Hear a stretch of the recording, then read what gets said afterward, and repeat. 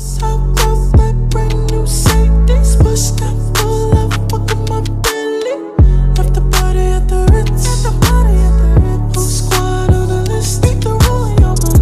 y'all, so the premiere of season 9 of Love and Hip Hop New York was given what it was given.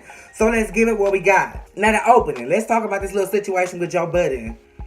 Is it me, or do it seem like every goddamn body is going to jail this goddamn season? Damn! Y'all need to get that shit under control. Y'all ain't gonna even have no goddamn cash by the goddamn finale. The actual episode opens up with Joe Budden and Sin. Really Sin, but then Joe Budden comes in, so Joe Budden is Sin. Now this house, bitch, I need to get in the podcast business because Joe, you is raking it in if you live in that motherfucker and it's in New York, bitch. Property in New York is not cheap, okay? I know a motherfucker right now trying to sell somebody an apartment for $1 million motherfucking dollars. So if they selling penthouses and apartments for $1 million, bitch, look at that estate you living in. Damn. Sin lets it be known right off back, I'm ready to fuck my man. Since I done had this baby, he ain't touched me, he ain't squeezed me, he ain't pleased me, he ain't freed me. And I need a getaway with my baby. I mean, damn. And I ain't talking about Lexington. But see, Joe Budden is an old man. So, bitch, that 5 times a day he was doing that to hook, line, and sink your ass. He done got you. So now he not gonna put in all the work. Safari tells Joe Budden and Richie Dallas about performing at Dykeman. Now, first of all, was this Richie Dallas pizzeria? Because, bitch, I ain't seen no piece of color up in that house. So I'm gonna need you to, realign yourself with the powers that be to get what you need up in your pizzeria. You in New York, bitch. Pizza's supposed to be selling like hotcakes. So anyway, Safari starts off talking about the situation that happened in LA. And let me just say, I like Safari better in New York. He seems more comfortable. He seems to fit better in New York. Every time he goes to goddamn LA, there is some goddamn drama. No. I need him to stay his ass in New York and maybe try to make things right with Juju, because that was a good woman and you let her go. And for what? For the likes of Lyrica Anderson, bitch? First of all, no. And then 2, she was already spoken for. But of course he denies it and then moves on to letting the guys know that he is going to perform at the Dykeman basketball tournament. Now, I'm no mathematician, but bitch, when you tell somebody you gonna do something and everybody who you just told laughs, like something would tell me in my spirit that maybe it's not a good idea. Remember on Insecure when she was like, musical, but we're cute because we do things quickly, and then the other girls started laughing at her. Even though she still went through with it, you have to have that sliver of self-doubt because, bitch, your friends is laughing at you. They think it's stupid. They think you stupid. Moreover, Juelz Santana and Kimbella. First, we get introduced to them on this episode by way of the airport situation. Now, Juelz said, first of all, I used to have the hots for Juelz Santana when I was in middle school. But, bitch, I'm going to get into it. Remind me about that, because I'm going to get into it. In the airport situation. First of all, bitch, you ain't that goddamn famous to not be able to pack your own goddamn bag. I understand you got an entourage, but damn, bitch, you can't pack your own suitcase? To the point where you didn't know a loaded gun was in your bag. And then you was so high off them Percocets that when they said the laws was coming, you caught ghosts. Left your ID, left the bag, left everything and everybody. So, I don't understand. Girl, okay. Let's move on. The house arrest. This is why common law marriage don't fucking work. This man can't even live in the same house with his woman and with his kids because he's not legally married to her. You gotta stay in the house with your mama. And that apartment looked like Yvette apartment off Baby Boy, bitch. Like, even Kimbella looked around when she got there cause bitch. And then they sit down with the counselor. Now the counselor was really there to talk about the addiction, but Kimbella had enough. Kimbella said, bitch, if it's not the infidelity, it's the addiction. If it's not the addiction, it's the disrespect. If it's not the disrespect, it's something else. And that's when I say remind me, thank you. Bitch, I used to have the house with Juelz Santana. But I never even suspected that the women he was dealing with was going through this much because of him. Damn. All of this shit in the course of 9 years, bitch. You wasn't even that famous, Juelz. I mean, you was cute. You got, you kind of depreciated in value over the years. But when you first came out, you was cute. But Kimbella was up to par, bitch, like she was pushing through. Like, I don't understand why you had to scooch and screech on her the way you did, bitch. Like, you ran this woman into the dirt. Just a mere mention of what you did. You her to tail. Like, I just can't. Oh my God, I just can't. Like, she was just having a mental breakdown sitting on that couch in an apartment, bitch. Like, you gotta do better, Jewels. And it should not have taken you 10 goddamn years to propose to her. 10 years and 3 kids later? Lover and your secretary. Working every day of the week. And then, let me tell you where you fucked up, Kimbella. You told this man, you know I'm gonna always be here for what... Never give somebody the satisfaction of knowing that they can do whatever the fuck they want to do to you and you still gonna be around. No, ma'am. He needs to be afraid of losing you. Especially now. Alexis Scott. Okay, now, Alexis signs to Treyway. I don't know what I'm most confused about. The fact that she signed to a record label. The fact that she signed to a record label that her ex is signed to, but claims she don't want shit to do with him. The fact that she compared herself to 6ix9ine. Or the fact that she said, I'm pretty damn good. But when you was doing a diss track that you was dissing on this episode, you couldn't even keep the rhythm. Zell Swag had to teach you the cadence because you could not catch up, mama. You couldn't get with it. So I'm trying to figure out when you became good. Okay, because somebody explain to me. Now this baby situation. Damn, Alexis. I just rolled you hard as fuck on the talent tip. But as far as your mothering, bitch, I bow. Because the fact that you almost lost your life. Blood transfusions for you. 4 brain surgeries for your baby. My God. Like, that is... I can't even imagine. Bitch, I was distraught when I had to get my tonsils removed. Let alone a brain surgery? And this is an infant. My God. Like, hats off to you. Much love to that baby. Jesus. Now, Fetty Wap. First of all, Fetty kind of cute, but girl, he ain't cute enough for my salvation. Meaning, bitch, you ain't cute enough to talk me up out of my drawers. I got my eye on you, Fetty. Like, you ain't cute enough to have me looking stupid like these girls are. Fetty walks in the room. I'm about to snap.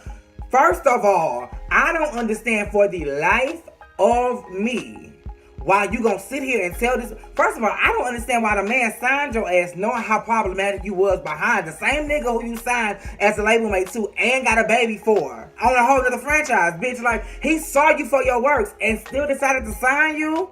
He knew you wasn't talented and he knew you was problematic. So, girl. And then you, Alexis, claim you don't want shit to do with Fetty Wap. But when your friend say she gonna send your record to his goddamn label, you, oh, no. But she sent it. And you gladly toucheed your ass goddamn to the office so you could sign them papers. Like, did you want this shit to happen? Like, you kind of wanted a run-in with him. And person who signed her. And then you want to say, oh, we gotta keep it professional. No. You didn't keep it professional when you signed a bitch. So, no. Now, as far as this baby, Fetty Wap, you need your ass whooped. Yeah, you was there, but you seemed so disconnected the whole conversation. You seemed uninterested and was just like, yeah, I was there. So how you gonna tell me? Because I was there. Okay, you was there when the baby was born. Is that the extent of your fatherhood? No. And I'm with her. I didn't seen you with other babies. So, bitch, what's wrong with mine? She the newest, she the last, well, no, she ain't the last of the Mohicans, but she the newest edition. Mano. Y'all, Mano fine as fuck. This is why I'm hot. This is why I'm hot. This is why, oh, shit. I'm sorry, y'all. That was memes. Oh. We gonna act like that didn't happen. But anyway, Mano is fine as fuck. And I can tell right now that Mano is getting the Remy Ma starter pack as far as Love and Hip Hop is concerned. He coming in, he got stipulations, he got rules, and he got boundaries, and he not gonna cross them. You can tell the way he conducted himself in the first scene he in, that he ain't about that shit. And his life is similar. He did time in the pen just like Remy, out and trying to revive his career just like Remy. Like, the only thing you missing is a clothing line and a boutique. And a wife. You need to marry Maggie. That bitch took a bullet for you. I mean, it wasn't for you, but it was at your event, so it was kind of for you. Because you damn sure didn't take it for T.I. On the cool though, you need to check and see how we getting down with the get done, okay? You ain't here for me. So after Mano performed or whatever, he go outside and he meets with Jack White. Is it Jack White? It is Jack White, right? Jack White, Jacquees, Ja something, and Joe Budden. And they start talking about Safari and how, child, when he performed at Dykeman, they booed the fuck out his ass, okay? They root to the tooth, and it's like, you should know, like, I'm not finna go do stand-up comedy at the Apollo because they are tough critics. They will boo the fuck out my ass. And I'm quite funny. So, bitch, same goes with the talent. Like, they pretty harsh with talent. They booed Lauryn Hill. My lord. Like, she needs to be getting booed now for all these delayed ass performances, bitch. So anyway, they talking about Safari or whatever. And then Mano was like, this nigga needs to pick a side. And I'm with him all the way. Pick a side. You got all these lyrics talking about how bad and how big you are, but you crying down to the radio station because you got robbed. I don't understand. Like, pick a side. Is you gonna be a G or is you gonna be a civilian? Like, is you gonna be a P or is you gonna be a wig? Sin Santana, Alexis Scott, and Kimbella. I don't really even want to talk about the scene. I just want to talk about the fact that I like this dynamic. With Kimbella and Yandy going their separate ways for whatever reason, because I do not know. This seems to work. They are all in the same age group. They are all like aesthetically the same. And I just like them together. They're all moms so they can all relate. I like this little clique. Okay. Mona, you heard it here first. I like and endorse this clique. So if I see that ass again, I know you heard it here first. The Joe Budden podcast scene. Now that shit started out real cute. Sin asking her little question. And Sin actually wanted it to end cute. But Joe Budden had other plans, bitch. So they get in the car, whatever. And Sin is like, we ain't going to the house, bitch. I got us a hotel in the city. Rose petals, this, that, and the third. Because I want my man and I want that dick. He was like, we can go home. Like, I'm really over this shit. We can really go the fuck home. And she like, nah, because if we go home, you gonna go to sleep and you gonna play with the baby? Nah, bitch. I need your ass focused. Can you focus on me? Like, I need you to keep your eyes on the prize. He wasn't having it. And so she wasn't having it. She got out the car. She said, well, bitch, I'm going to the hotel. See you manana, bitch, because I'm out. And Joe, I really need you to fuck this woman. Like, it's not that hard. Fuck your woman. You straight, right? You attracted to her, right? Like, fuck her. She ain't asking to fuck 5 times a day. I'm pretty sure she would like to, but some dick, bitch, twice a week, something, bitch. Like, you fuck the woman. Fuck her.